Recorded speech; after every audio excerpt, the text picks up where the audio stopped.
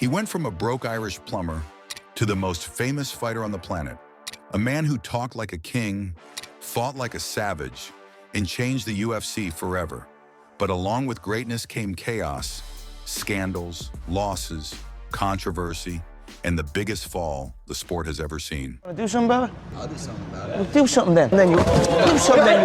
This is the rise, fall, and madness of Conor McGregor.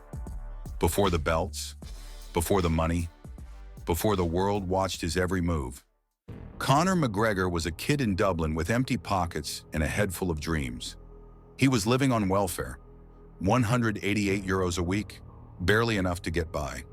He trained in a small gym run by John Kavanagh, and every night he told himself the same thing. I'm going to be world champion.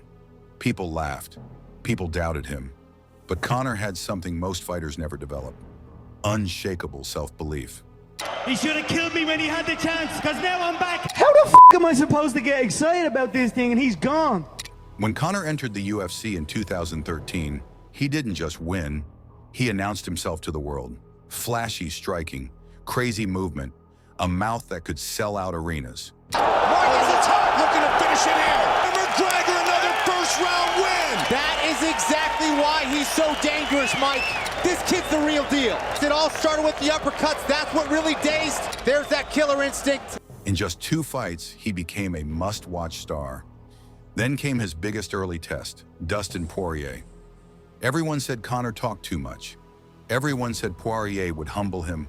Conor needed only 1 round to prove them wrong. Mystic Mac was born, the man who predicted knockouts with terrifying accuracy. Next, he faced Chad Mendes for the interim title. Mendes took him down, hammered him, and had him in real trouble. But Conor stayed calm, got back up, and broke Mendes with strikes. Big shots by McGregor. 10 seconds. It's all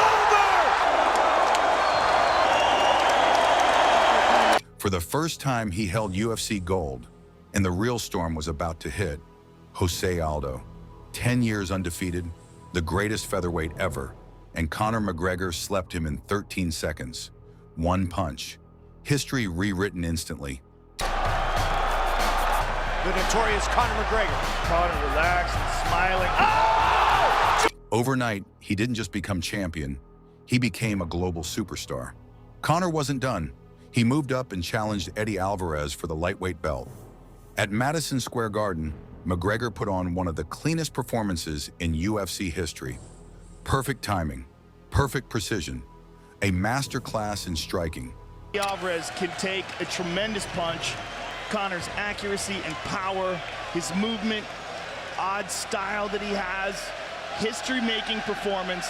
When it was over, he stood with 2 belts in the air, the first dual division champion in UFC history. He was on top of the world, but the higher he climbed, the harder he eventually fell. Then came the biggest payday in combat sports history: Mayweather versus McGregor. Millions watched, billions were earned, and although he lost the boxing match, Conor walked away a superstar unlike anything MMA had ever produced. But fame comes with danger. The spotlight can burn, and Conor was about to learn that the hard way. The bus attack, legal issues, bar fights, allegations, more time in the news than in the cage. The man who once conquered the world started losing control of his own life. And then came Khabib, the rivalry that spiraled into one of the ugliest scenes in UFC history. Khabib dominated the fight, and McGregor suffered the most crushing loss of his career. Oh, he's getting lit up.